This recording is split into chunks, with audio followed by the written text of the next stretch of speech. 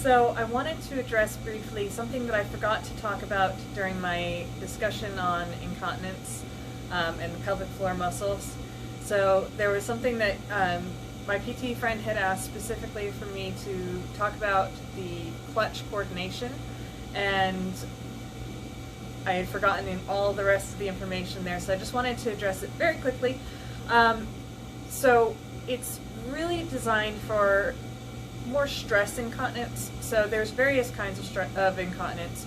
Stress incontinence basically means that you don't necessarily have leakage when you have the urge to go, which would be urge incontinence.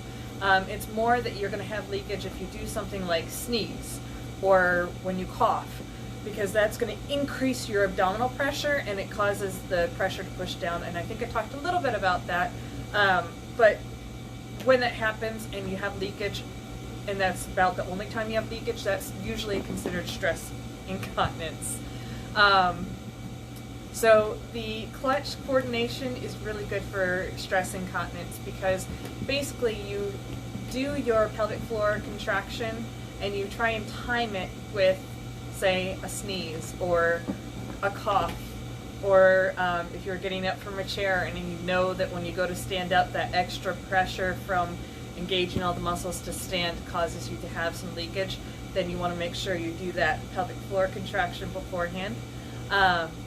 So what a good way to practice it is, first of all, like I said, if you know that there's something that when you do this, you have leakage. So when I go to stand up, I'm going to have leakage. Well, then I'm going to make sure that I do my pelvic floor contraction first, so pulling up, and then I'm going to go and hold that as I'm going up, okay? So that's really the coordination part of it.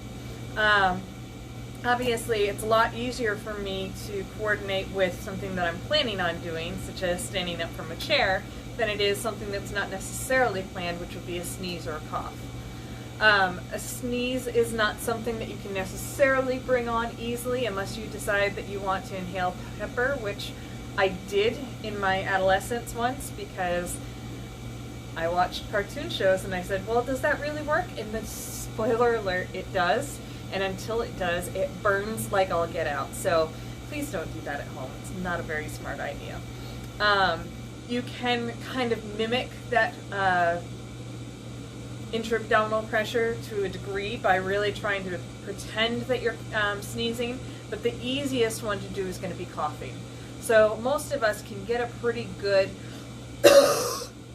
cough just by deciding to do it. So that's one that you can practice to try and get that coordination.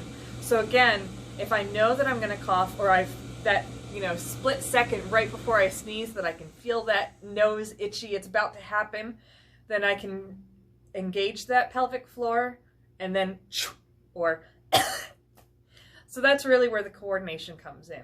Again, if you practice it in a safer environment, which means, you might practice it when you don't necessarily have a full bladder. So right after you've emptied your bladder, that's a good time to try and really work on engaging those muscles and then coughing. Or in another safe environment is, when you're already gone to the toilet to urinate, you can try and do before you start urinating. Again, I talked about that's a nice place to try and practice some of your pelvic floor strengthening to see, because that's going to give you a little bit of biofeedback about whether or not they're working.